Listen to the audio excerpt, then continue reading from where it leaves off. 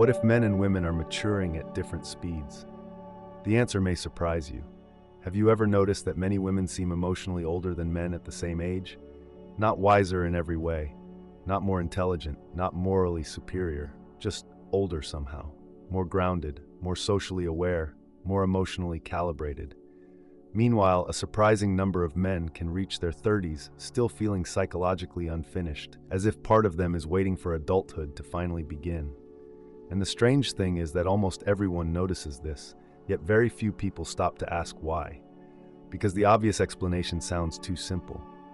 Men are immature. But if that were the whole story, something would not make sense. Why does this pattern appear so consistently across different cultures, generations, and social environments? Why do so many men privately admit that they still feel mentally young long after the world expects them to feel stable? And why do so many women describe feeling emotionally older than the men around them, even when they were teenagers? Maybe this is not just about personality. Maybe something deeper is happening. Think about how early emotional expectations begin. A young girl learns very quickly how moods affect a room. She notices tone changes, tension, approval, disappointment, danger. People often speak to girls earlier about responsibility, consequences, social behavior, emotional awareness. Even unconsciously, society tends to reward emotional control in women much sooner. Boys often experience a different kind of pressure: competence, competition, status, risk, performance. A young boy can be impulsive, reckless, loud, emotionally disconnected, and still be treated as just being a boy for years, sometimes decades. The difference becomes visible in ordinary life. A woman in her early 20s may already feel pressure to think long-term, stabilize emotionally, protect herself socially, and understand relationship dynamics with precision. A man the same age may still be trying to understand who he even is, not because he is stupid, not because he does not care, but because his developmental timeline may have been shaped around very different expectations. And here is where the science becomes uncomfortable. Research suggests that some areas linked to impulse control, emotional regulation, long-term planning, and risk evaluation often develop later in males on average, especially parts associated with the prefrontal cortex. But biology alone does not explain what we are seeing. Because maturity is not just brain development. It is also social conditioning, emotional necessity, reward systems, identity formation, and the roles people unconsciously prepare for. Now picture a completely ordinary situation. A group of friends in their late 20s are sitting together at night after dinner. The conversation slowly becomes personal.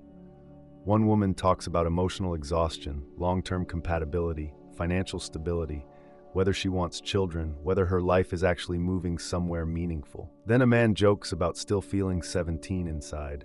Everyone laughs, but underneath the joke, there is usually something real. A surprising number of men carry a private sensation that adulthood arrived externally before it arrived internally. Bills came, responsibilities came, expectations came, but psychologically, part of them still feels unfinished. And maybe you have felt this yourself.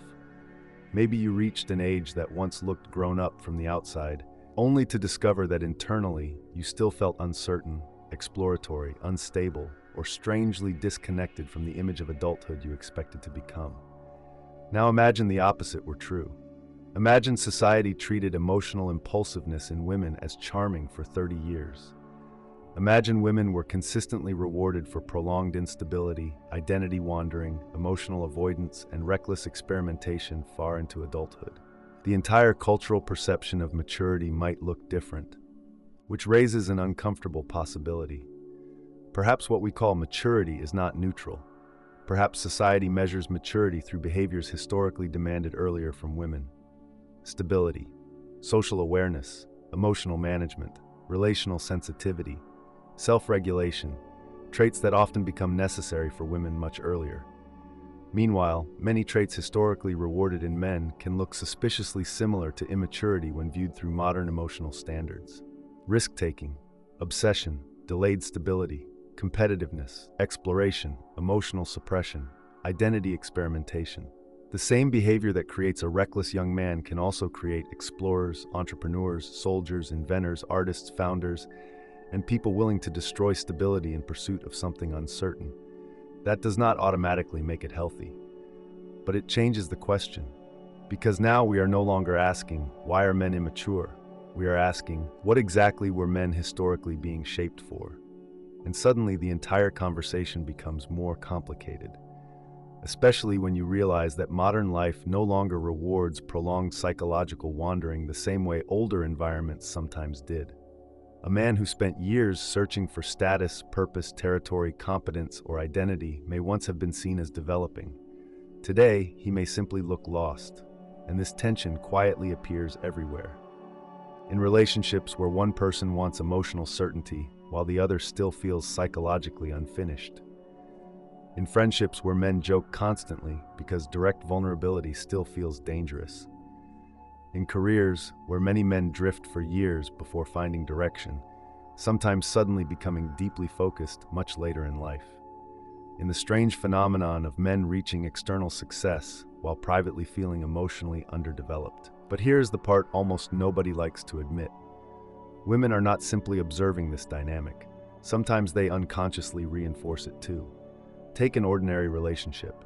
A man struggles emotionally, avoids difficult conversations, delays commitment, acts uncertain, or seems disconnected from his own feelings.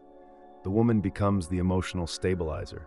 She manages the atmosphere, interprets the tension, initiates the difficult conversations, carries emotional structure for both people.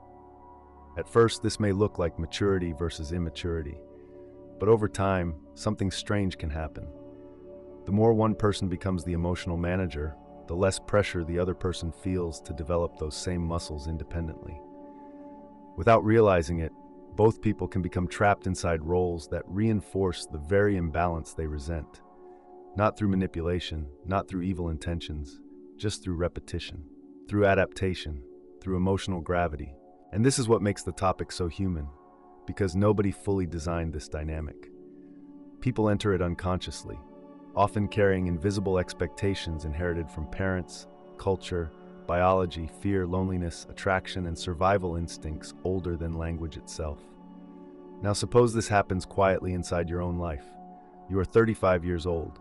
From the outside, your life looks functional. You work, you pay bills, you maintain routines. People assume you are an adult because your life contains adult structures.